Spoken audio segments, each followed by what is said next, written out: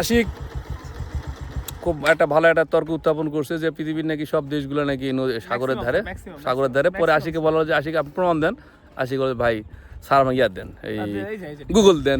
তো এখন ব্যাপারটা হয়ে গেলো এরকম, আমার ওই এক ফ্রেন্ডের কথা মনে পড়লো যে ভাইবাদি যেন জিজ্ঞাসা করছে যে স্যার জানতাম মনে পড়ছে না, তো ভাইবা বোর্ড থেকে বের হয়ে গেলে তো মনে পড়লে হবে না, এখনই দরকার এই যে ভাইবার প্রতি ডিপেন্ডেন্স, একটি ভাইবা নিয়ে একজন মানুষকে জাজ করা কত বড় অন্যায়, সেই জায়গাটা নিয়ে কেউ কখনো কথা বলে। তাহলে তো আপনার তো কত সারা জীবন তো প্রতিবাদ করে গেলাম, প্রতিবাদ জানাচ্ছি।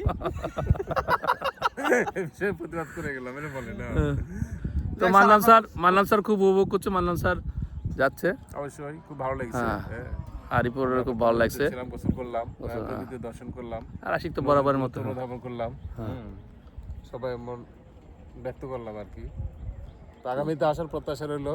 যারা বিভিন্ন সময় হয়তো নজিপুরে আসি থাকি, সময় হয় না, তাদের ব্যস্ত মানুষ তারাও যেন আগামী দিনে এই ধরনের কাজে অংশগ্রহণ করি, ভালো লাগবে আর কি। আসলে মানে কি সুন্দর একটা বৈচিত্র্যময় জায়গায় আছে স্যার। রোডটা তো দেখা যাচ্ছে মনে হয় যে এই যে একটা মেট্রো বাঁধ আর কি, এটা রোড না, এটা বাঁধও বলা যাবে না, এটাকে বলতে এমবাঙ্কমেন্ট।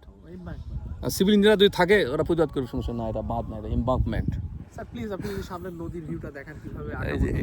এই যে সামনে ওই টাওয়ারটা, ওইখানেই থানা, পতিতলা থানা, আর ওই পাশে ইয়ে আছে আর কি ব্রিজ। কোন দিকে কি আছে একটু লোকেশনটা বলে দেন। এই পাশে ব্রিজ, কোথায় ঘুরলাম এটা হলো ফরেস্ট্রি অফিস। ওই যে শিমুল গাছ আছে ওখানে শিমুল গাছে এই সময় শিমুলের ফুল পরে জায়গাটা একদম লাল লাল হয়ে থাকে, সুন্দর বসন্তের উৎসব। আর আমরা যাচ্ছি ফিরছি, তো আমরা বাইরে দিই, ক্ষুধা লাগছে, মান্নান স্যারকে ক্ষুধা লাগছে।